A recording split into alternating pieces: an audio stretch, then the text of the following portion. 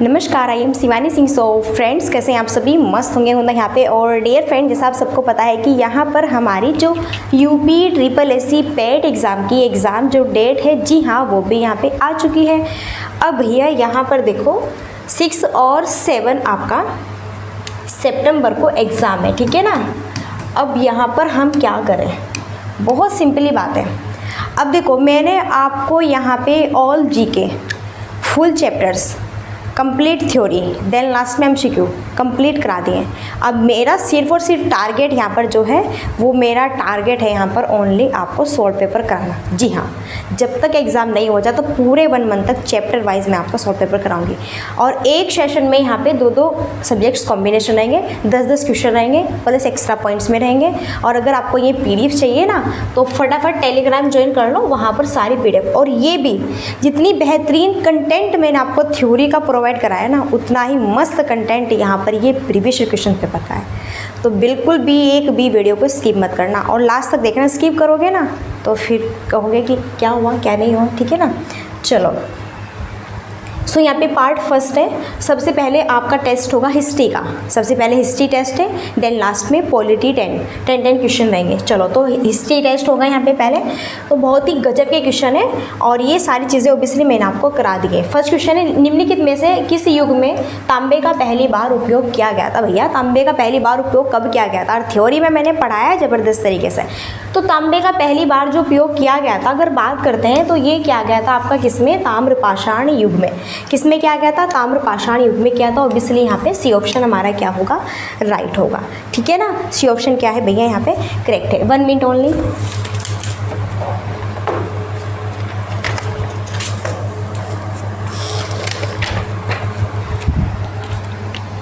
चलिए, क्लियर है ना। सो यहाँ पर सी ऑप्शन क्या है? राइट है। तो किस युग में तांबे का पहली बार? वो है ताम्रपाषाण युग। चलो, तो कुछ एक्स्ट्रा पॉइंट्स यहाँ पे देखो, इंपॉर्टेंट पॉइंट्स आपके लिए। ताम्रपाषाण युग ये आपका नवपाषाण युग के बाद शुरू होता है। ताम्रपाषाण युग बेटा नवपाषाण युग के बाद शुरू होता है, ठीक है। और यह लगभग 2000 ईसा पूर्व से 1500 ईसा पूर्व के आसपास में कांस्य युग का ही एक भाग माना जाता है। और इस काल में मनुष्य पत्थर के औजारों के साथ साथ में तांबे के औजार का भी यूज़ करने लगा था। तो देखो, पत्थर के औजारों के साथ साथ में तांबे का भी यूज़ करने लगा था। किस काल में? ताम्रपाषाण युग काल में। तो यहाँ से फर्स्ट ये बहुत ही बेहतरीन क्वेश्चन बनेगा। देन यहाँ पे कुछ आपके लिए इंपॉर्टेंट कह सकते हैं ना, बेस्ट यहाँ पे कंटेंट एकदम मस्त वाला। और सारे previous question paper chapter wise मैं आपको कंप्लीट कराऊंगी। देन यहाँ पे देखो स्क्रीन पे सेकंड क्वेश्चन है, हड़प्पा के एक बंदरगाह का क्या नाम है? लिखना है। लोथल है, नागपट्टनम है, महास्थानगढ़ है, या फिर यहाँ पे सिकंदरिया है। तो बेस्ट तो यहाँ पे क्या होगा? सो अगर हम बात करें हड़प्पा के एक बंदरगाह का नाम लिखना है, तो हड़प्पा का एक बंदरगाह यहाँ पर कौन सा है? लोथल है। गजब, एकदम फैंटास्टिक। यूपी ट्रिपल एससी पेट यहाँ पे देखो 2022 में शिफ्ट सेकंड में पूछा हुआ क्वेश्चन है। ओके, अब यहाँ पे कुछ इंपॉर्टेंट पॉइंट्स है। अब देखो, ये हमने लोथल की बात की है। अब ये यहाँ से भी क्वेश्चन बन सकता है कि लोथल आपका किस स्टेट में है? तो यह भारत के गुजरात राज्य में, याद रखना। अच्छा, किस नदी के तट पर है आपका? तो भोगवा नदी पर। क्वेश्चन कैसे भी बन सकता है। हाँ भैया, आपको पता है ना क्वेश्चन कैसे बन सकता है, कुछ भी पूछ सकता है आपसे। एग्जामिनर पूछ सकता है कि बताना है लोथल भारत के किस राज्य में है? तो गुजरात में है। बताना है लोथल भारत के जो गुजरात राज्य में तो किस नदी पर है? भैया, तो भोगवा नदी पर है। ठीक है, कैसे पूछो। चलो, अब ये भी पूछ लेता है कि लोथल की खोज कब हुई थी? तो 1955 से 60 में हुई थी। अब किसके द्वारा की गई थी लोथल की खोज? रंगनाथ राव के द्वारा। और लोथल को और किस नाम से जाना जाता है? मिनी हड़प्पा। तो मिनी हड़प्पा के नाम से किसे जाना जाता है? भैया, लोथल को जाना जाता है। तो बताइए, मस्त यहाँ पे लोथल के बारे में सारी चीज़ें ओबियसली टॉप, एकदम क्लियर हुई कि नहीं? वैसे मैंने आपको थ्योरी कराई हुई है, लेकिन मेरा टारगेट है क्वेश्चन में भी मैं आपको बेस्ट यहाँ पे एकदम बेस्ट टू बेस्ट सारी चीज़ें प्रोवाइड कराऊँ, ठीक है ना। मस्त यहाँ पे। चलो आगे बढ़े। तो लोथल की बात करते हैं, गुजरात राज्य में है, भोगवा नदी पर है और खोज इस समय होती है। रंगनाथ राव खोज करते हैं, मिनी हड़प्पा के नाम से भी भैया जाना जाता है। स्क्रीन पर थर्ड क्वेश्चन है। नेक्स्ट, हड़प्पा सभ्यता के दौरान डांसिंग गर्ल नर्तकी की कांस्य प्रतिमा बनाने के लिए तकनीक का इस्तेमाल किया गया था। आपको पता है ना, यहाँ पर एक लेडी है, ठीक है, यहाँ पे एक लेडी है और उसकी जो तस्वीर बनाई गई है डांसिंग गर्ल नर्तकी की कांस्य प्रतिमा है। तो वह यहाँ पर किसकी, उसके ऊपर किसकी ढलाई की गई ये बताना है, किस चीज़ की यहाँ पर वो बनी है। ऑब्वियसली वो बनी है मोमलोपी ढलाई से। किससे बनी है भैया? वो मोमलोपी ढलाई से बनी है। और इसके लिए इंपॉर्टेंट ये है कि यह कहाँ से प्राप्त हुई। जी हाँ, यहाँ से यही क्वेश्चन बनता है ये जो आपकी मूर्ति है इस तरह की कहाँ से प्राप्त हुई है, तो ये बनेगा, या फिर इस पर किस तरह की ढलाई हुई है ये क्वेश्चन बनेगा। तो मोमलो पे ढलाई हुई है और ये मोहनजोदड़ो से, ये जो यहाँ पे कांस्य की तरह जो यहाँ पे ये मूर्ति दिखाई गई ना, बताई गई है, तो भैया ये मोहनजोदड़ो से प्राप्त हुई है। तो Mohenjodaro best, best to best, ठीक है ना। तो ये भी पॉइंट्स आपको साथ ही साथ में याद रखना है। आगे 4 क्वेश्चन है स्क्रीन पर। 6वीं-5वीं शताब्दी से पूर्व में तुर्की के लोगों ने सिंधु के पूर्व में लोगों द्वारा इस्तेमाल की जाने वाली भाषा को क्या कहा था। 6वीं-5वीं शताब्दी, ये क्वेश्चन भी बड़ा ही गजब का क्वेश्चन है, एकदम फैंटास्टिक क्वेश्चन रहता है यहाँ पे, मस्त, ठीक है। 6वीं-5वीं शताब्दी से पूर्व में तुर्की के लोगों ने सिंधु के पूर्व के लोगों द्वारा इस्तेमाल की जाने वाली भाषा को क्या कहा, हिंदवी कहा। आइए विस्तार से समझते हैं हिंदवी किसे कहा, किसने कहा, हिंदू किसने कहा, देन सारी चीज़ें यहाँ पे, ओके ना। यहाँ पर देखो आपके लिए कुछ इंपॉर्टेंट पॉइंट्स है जहाँ से क्वेश्चन बन सकता है। सबसे पहले 6वीं-5वीं शताब्दी से पूर्व में है, सिंधु नदी के पूर्व के क्षेत्र को संदर्भित करने के लिए फारसी शब्द हिंदू का यूज किया गया था। कहाँ पर, यह सिंधु नदी के पूर्व के क्षेत्र को संदर्भित करते हुए फारसी शब्द हिंदू का यूज किया गया। फिर तुर्कों ने सिंधु के पूर्व के लोगों को, देखो यहाँ पर बहुत बेहतरीन बात है, देखो ध्यान से देखो, सिंधु नदी के पूर्व में, अब भैया यहाँ पर फारसी शब्द हिंदी था, लेकिन बेटा यहाँ पे तुर्कों ने सिंधु के पूर्व के लोगों को भैया क्या कहा, हिंदू। उनकी भूमि को क्या कहा इन्होंने, हिंदुस्तान, और उनकी भाषा को क्या कहा इन्होंने, हिंदवी कहा। तो बेटा यहाँ पे तुर्कों ने सिंधु के लोगों को हिंदू कहा और भैया यहाँ की भूमि को हिंदुस्तान कहा, और स्पेशली क्या गजब की बात है, यहाँ की भाषा को इन्होंने हिंदवी कहा। तो ऐसे भी क्वेश्चन बन सकता है कि 6वीं-5वीं शताब्दी से पूर्व में सिंधु नदी के पूर्व के क्षेत्र को, उनकी भाषा को क्या कहा, हिंदवी कहा। तुर्कों ने उनकी भूमि को क्या कहा, हिंदुस्तान कहा। तुर्कों ने उनके लोगों को क्या कहा, हिंदू कहा। क्या बात है, मजा आ गया यहाँ पे, एकदम बढ़िया फैंटास्टिक तरीके से, ठीक है ना। चलो क्लियर हुआ। आगे बढ़ते हैं, स्क्रीन पर 5 क्वेश्चन है, जबरदस्त मस्त तरीके से देखेंगे यहाँ पे।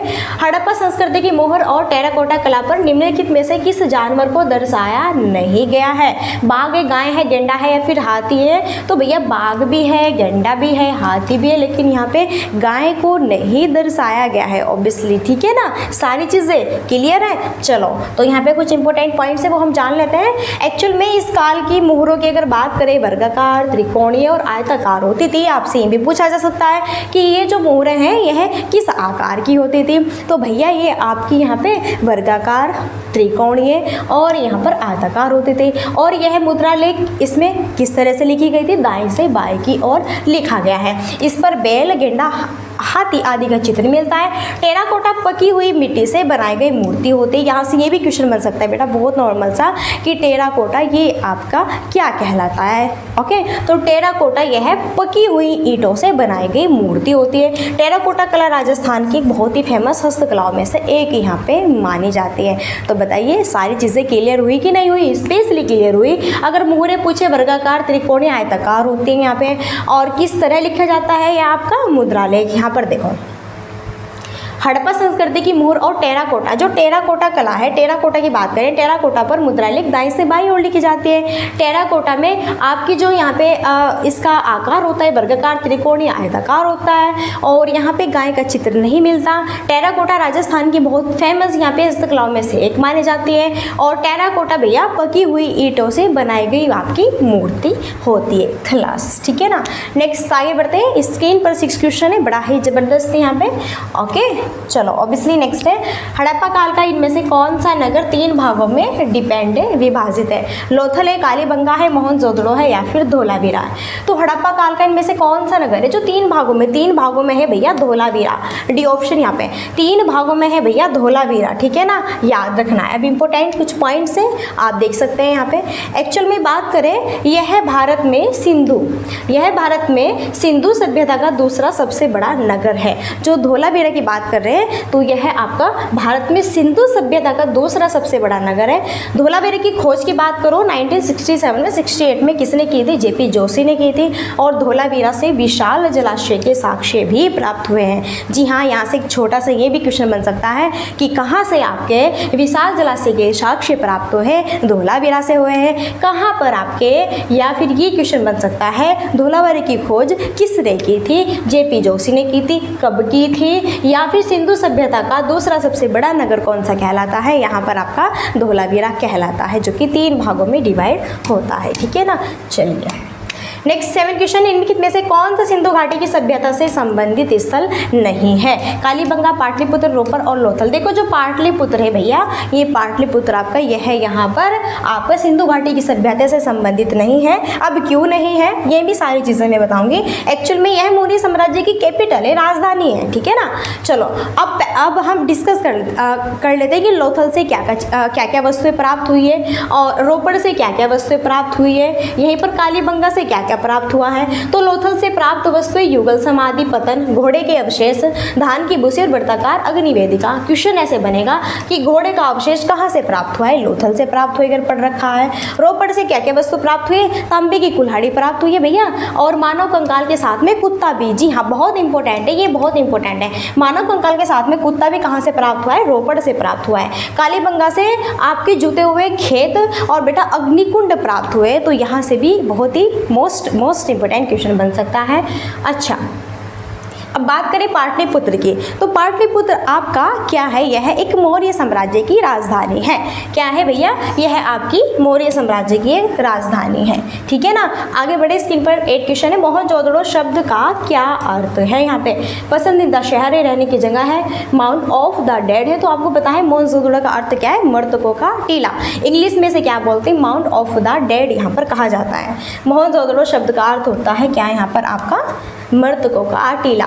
देखो सिंधु घाटी सभ्यता में प्राप्त वृहत मोहनजोदड़ो नगर से ही प्राप्त हुआ क्या? स्नानागार। बहुत बेसिक क्वेश्चन है, बहुत ओल्ड क्वेश्चन है, बड़ा ही मस्त क्वेश्चन है। स्पेशली यहाँ से क्वेश्चन बन सकता है कि आपका जो स्नानागार है कहाँ से प्राप्त हुआ है? मोहनजोदड़ो से प्राप्त होता है, जिसके मध्य में स्नाना कुंड है। लगभग यहाँ पे जो है इसकी कितनी चौड़ाई, मीटर में कितना लंबाई, ये चीज़ दी हुई है, कितना गहरा है, ठीक है। सिंधु घाटी सभ्यता की लिपि क्या है? भावचित्रात्मक। बेहतरीन क्वेश्चन बन सकता है, पूछा जा सकता है कि बताना है सिंधु घाटी सभ्यता की लिपि क्या है, तो भाव चित्रात्मक है। और यह लिपि कैसे लिखी जाती है? सिंधु घाटी सभ्यता में जो लिपि लिखी जाती है वो किस तरह लिखी जाती है? दाएं से बाएं की ओर।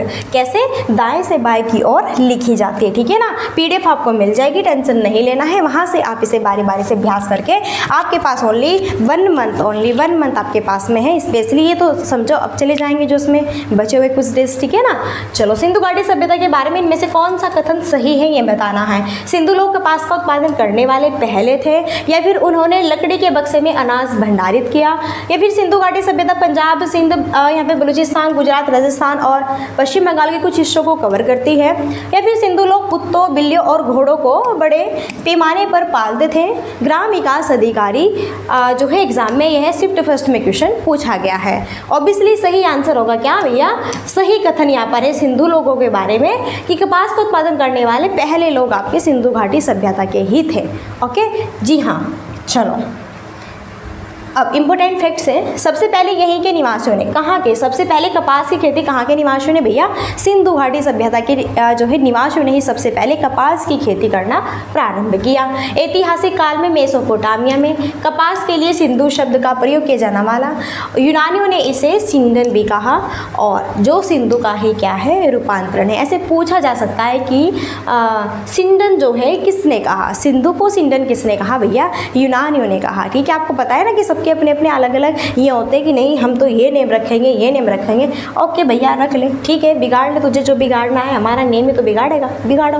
हड़प्पा सभ्यता के एक हिस्से लोथल की खुदाई की खोज किसने की थी? किसने की थी भैया? साहनी ने की थी, बनर्जी राव या फिर बिस्ट ने यहाँ पे की थी। तो हड़प्पा सभ्यता के एक हिस्से लोथल की खुदाई किसने की थी? ये यहाँ पे SR राव ने की थी। किसने की थी? SR राव ने की थी। बड़ा ही गजब का मस्त तरीके से यहाँ पे ये हमारा क्वेश्चन रहता है।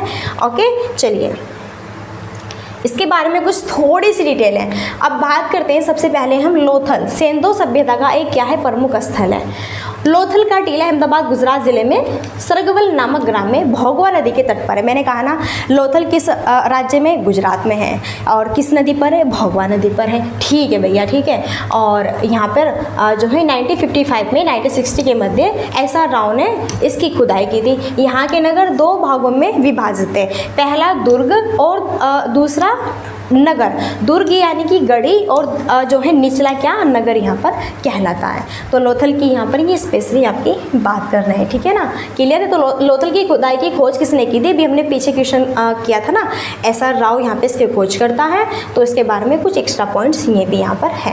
चलिए, तो यहाँ पर 10 क्वेश्चन आपके हिस्ट्री के फिनिश होते हैं। सो आइए अब यहाँ पर बढ़ते हैं पॉलिटी टेस्ट की ओर। जी हाँ, फटाफट आइए, यहाँ पे स्किप नहीं करना है, स्किप करेंगे तो आप खुद देखना कि क्या क्या स्किप करेंगे, ठीक है ना। चलो, अवशिष्ट शक्तियों के बेहतरीन तरीके से आप तैयार हैं यहाँ पे, ठीक है ना, रेडी है ना पॉलिटी टेस्ट के लिए। जी हाँ, अवशिष्ट शक्तियों के विचार के लिए भारतीय संविधान ने किस देश से संदर्भ लिया है? आयरलैंड, संयुक्त राज्य अमेरिका, यूनाइटेड किंगडम, कनाडा। बहुत ही बेहतरीन, गजब। अवशिष्ट शक्तियों के लिए, अवशिष्ट शक्तियों के विचार के लिए भारतीय संविधान ने कनाडा से, कहाँ से भैया? कनाडा से लिया है। ओके, तो डी ऑप्शन यहाँ पे करेक्ट है। आइए, क्या क्या चीज़ें कहाँ से ली गई है भारतीय संविधान में? प्रावधान और यहाँ पे देश। तो अवशिष्ट शक्तियों का जो विचार है वो कनाडा देश से लिया गया है, ठीक है ना। यहीं पर बात करें मौलिक अधिकार कहाँ से लिए गए? वेरी वेरी इंपॉर्टेंट, यूएसए से लिए गए हैं, बहुत इंपॉर्टेंट है। नीति निर्देशकता तो इससे भी बढ़िया है, ठीक है, आयरलैंड से। और संसदीय शासन प्रणाली, भाई मैं कहूँ ना, चारों घोल के पी जाओ, घोल के पी जाओ। जैसे आप लोग यहाँ पे मक्खन, दूध, मलाई, रसमलाई घोल के पीते हो ना, ऐसे घोल के पी जाओ। 4 के 4 यहाँ पे पॉइंट्स पूछे जाएगा। एक क्वेश्चन अवश्य बनेगा बेटा, एक क्वेश्चन अवश्य बनेगा, ठीक है ना। नेक्स्ट यहाँ पे सेकंड क्वेश्चन है, देखो, कैबिनेट मिशन योजना के तहत गठित अंतरिम सरकार का नेतृत्व किसने किया है? तो किसने किया है आपका ये बताना है, ठीक है ना। तो भैया ये क्या है यहाँ पर? जवाहरलाल नेहरू ने। किसने किया है? कैबिनेट मिशन योजना के तहत अंतरिम सरकार का जो नेतृत्व है ये जवाहरलाल नेहरू करते हैं। आइए इनके बारे में भी कुछ इंपॉर्टेंट फैक्ट्स यहाँ पे बन सकता है। एक्चुअली बात करें, देखो अभी यहाँ पे हमने जवाहरलाल नेहरू की बात की है, अभी हम यहाँ पे डॉक्टर राजेंद्र प्रसाद, सरदार वल्लभ भाई पटेल, राजगोपालाचारी, क्योंकि यहाँ पे जो जवाहरलाल नेहरू इन्होंने अंतरिम सरकार का नेतृत्व किया है। अब भैया इन लोगों ने क्या किया है, क्या नहीं किया है, थोड़ा जान लेते हैं। अगर डॉक्टर राजेंद्र प्रसाद की बात करते हैं, फिर सबसे पहले हम सरदार पटेल की बात करते हैं। अगर हम सरदार पटेल की बात करते हैं, इन्होंने गृह, सूचना और प्रसारण विभाग के मंत्री यहाँ पर रहे। डॉक्टर राजेंद्र प्रसाद खाद्य और कृषि विभाग के मंत्री हैं, ठीक है। राजगोपालाचारी शिक्षा विभाग के मंत्री थे आपके, ठीक है ना, पूछा जा सकता है। आइए स्क्रीन पर बढ़ते हैं आगे। थर्ड क्वेश्चन है आपके सामने, निम्नलिखित में से कौन सा भारत के संविधान की मुख्य विशेषता नहीं है? भारत के संविधान की मुख्य विशेषता क्या नहीं है? जी हाँ, ये बताना है। त्रिस्तरीय सरकार है, सार्वभौमिक वैश्विक मताधिकार है, राज्य नीति के निर्देशक सिद्धांत है, या फिर सबसे छोटा लिखित संविधान है। तो क्या नहीं है यहाँ पे, ये चीज़ें यहाँ पे बताना है, ठीक है ना। तो भारत के संविधान की मुख्य विशेषता क्या नहीं है? तो भैया अगर हम भारत के संविधान की मुख्य विशेषता की बात करते हैं तो सबसे पहले यहाँ पर यह है त्रिस्तरीय सरकार है, सार्वभौमिक वैश्विक मताधिकार है सबको यहाँ पर, ठीक है, वोट का, राजनीतिक निदेशक सिद्धांत बिल्कुल ऑब्वियसली है, लेकिन सबसे छोटा लिखित संविधान नहीं है अपने भारत का, बल्कि पूरे वर्ल्ड में, पूरे विश्व में सबसे बड़ा लचीला और कठोर और लिखित संविधान यहाँ पर अपने भारत का है। आइए यहाँ पर देखते हैं। देखो, भारतीय संविधान सबसे छोटा लिखित संविधान न होकर यह विश्व का सबसे लंबा और लिखित संविधान है। इसमें 22 भाग है, 12 इसमें अनुसूची है, मूल संविधान में 8 अनुसूची और 395 इसमें आपके अनुच्छेद है, ठीक है। चलो आगे देखो स्क्रीन पर 4 क्वेश्चन है। निम्नलिखित में से क्या भारतीय संविधान की मुख्य विशेषता नहीं है? क्या नहीं है वो बताना है। क्या अर्थ संघीय संरचना है? क्या प्रतिबद्ध न्यायतंत्र है? क्या शक्तियों का वितरण है? क्या लिखित संविधान और संविधान की सर्वोच्चता यहाँ पर है? UPSSC पेट एग्जाम सेकंड शिफ्ट में क्वेश्चन आया हुआ है ऑब्वियसली।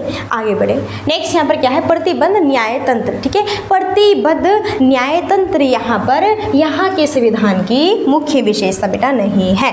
ओके, अब यहाँ पर देखते हैं एक्चुअल में भारत में क्या है, स्वतंत्र न्यायपालिका की व्यवस्था की गई है, न कि भारत में प्रतिबद्ध न्यायतंत्र की व्यवस्था है। तो भारत में प्रतिबद्ध नहीं है कि हाँ एक दूसरे पर प्रतिबद्ध है कि जबरन कार्य कराया जा रहा है, तो ऐसी कुछ भी व्यवस्था नहीं बनाई गई है, जबकि सभी के हित में सभी को स्वतंत्र मानते हुए इस चीज़ को स्वतंत्र न्यायपालिका की व्यवस्था में रखा गया है, ठीक है। चलो आगे बढ़ते हैं, नेक्स्ट है, निम्न में से किसने संविधान सभा में उद्देश्य प्रस्ताव रखा?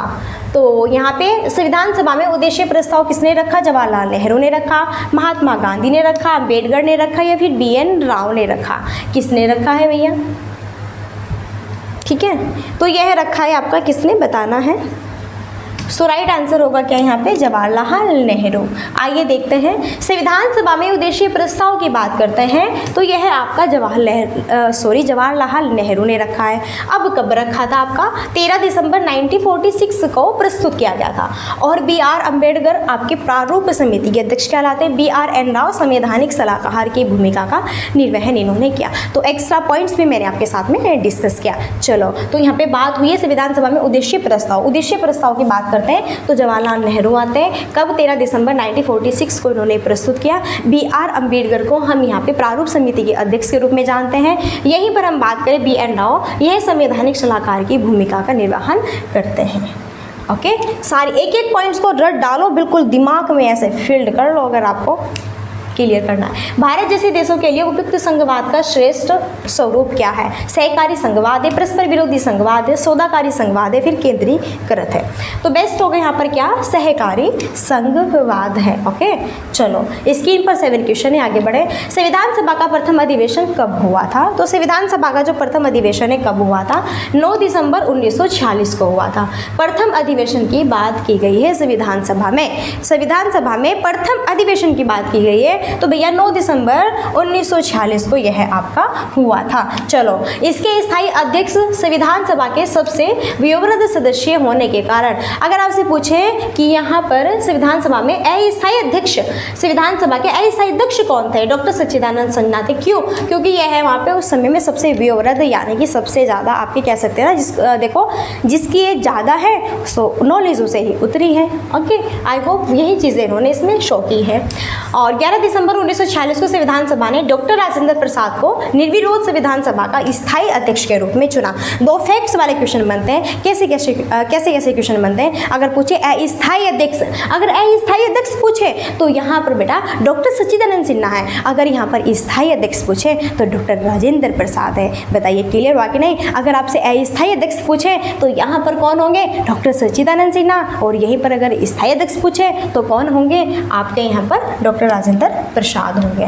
ओके, नेक्स्ट है, भारतीय संविधान में संघवाद निम्न में से किस देश से लिया गया है? भारतीय संविधान में संघवाद निम्न में से किस देश से लिया गया है? USA, ऑस्ट्रेलिया, कनाडा या फिर इटली? तो भैया कहाँ से लिया गया है? बहुत गजब का क्वेश्चन है। और हम बात करें यह आपका कनाडा से लिया गया है।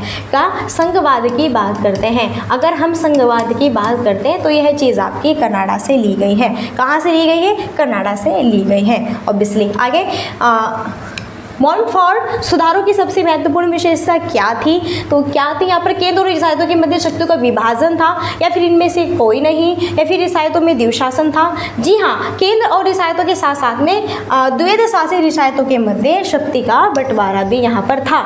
मॉन्टफोर्ट सुधारों की सबसे इंपॉर्टेंट विशेषता यही थी, जो केंद्र है और जो रियासत है उनके साथ साथ में द्वैध शासित रियासतों के मध्य पावर का क्या हुआ? विभाजन। ठीक है, चलो इंपॉर्टेंट पॉइंट्स देख लेते हैं। एक्चुअली बात करें भारत शासन अधिनियम आपका 1919 को मॉन्टफोर्ट सुधार या फिर माउंटेन्यू-चेम्सफोर्ड सुधार के नाम से जाना गया। जी हाँ, यहाँ से क्वेश्चन बन सकता है, बहुत इंपॉर्टेंट है। क्वेश्चन कैसे बन सकता है कि जो माउंटेन्यू-चेम्सफोर्ड है यह आपका कब, या तो ऐसे क्वेश्चन बन सकता है कब आया, कब नहीं आया, किस सन में आया? 1919 में भारत शासन अधिनियम ने माउंटफोर्ट सुधार या फिर माउंटेन्यू-चेम्सफोर्ड सुधार के लिए कब यहाँ पे इसे जाना गया? 1990 में। ठीक है, याद रखो। नेक्स्ट है और लास्ट है, गजब का क्वेश्चन है। संविधान सभा द्वारा भारतीय संविधान को कब पारित किया गया? तो भैया संविधान सभा के द्वारा बताना है संविधान को कब पारित किया गया है भैया। तो यह 26 नवंबर 1949 में पारित की बात की है। 26 नवंबर 1949 में किया गया है। लागू की बात करें तो 26 जनवरी 1950 है, और पारित की बात करें तो 26 नवंबर 1949 है। ये जो डेट है इनमें थोड़ा बहुत इधर उधर आपको डिस्टर्ब भी करता होगा कि भैया कभी पारित की बात करें कभी लागू, हाँ और नहीं तो क्या, हमें अपनी डेट ऑफ बर्थ तो याद नहीं है। ये देखो इनकी याद करनी पड़ रही है भैया, करनी है, नौकरी लेनी है तो। चलो अब देखो, भारतीय संविधान सभा द्वारा पारित किया गया 26 नवंबर 1949 में, और यह आपका प्रभावी यानी कि लागू हुआ कब हुआ भैया? तो 26 जनवरी 1950 में। और यहीं पर बाबा साहब डॉक्टर भीमराव अम्बेडकर को भारत का संविधान निर्माता कहा जाता है। ये संविधान की मसौदा समिति के अध्यक्ष है। तो संविधान की मसौदा समिति के अध्यक्ष कौन कहलाते हैं यहाँ पर आपके, तो डॉक्टर BR अम्बेडकर कहलाते हैं। और साथ ही साथ में इन्होंने संविधान के निर्माता भी कहलाते हैं यहाँ पे। ओके, सो 10 क्वेश्चंस फिनिश हुए। टेस्ट आपको कैसा लगा बताइए, आपको हिस्ट्री का और पॉलिटी का टेस्ट यहाँ पे कैसा लगा। और ऐसे ही टेस्ट दमदार देने के लिए आप हमारे चैनल को सब्सक्राइब कर लीजिए। बेहतरीन तरीके से फैंटास्टिक यहाँ पे एकदम टॉप कंटेंट कहीं भी नहीं मिलेगा बेटा, ठीक है। ये भी मेरी क्लासेस है और साथ ही साथ में कुछ ट्रिक की भी वीडियोज़ में यहाँ पे लाती रहूँगी। और यहाँ पर आप देख सकते हैं लास्ट क्वेरी हमारी यही है, like and share and subscribe की।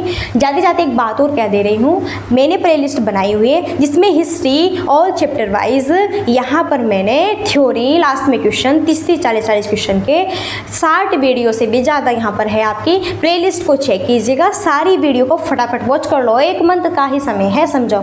ये दिन जो भूल जाओ इसमें है, थोड़े बहुत जुलाई में बचे हुए हैं भैया, भूल जाओ इनको।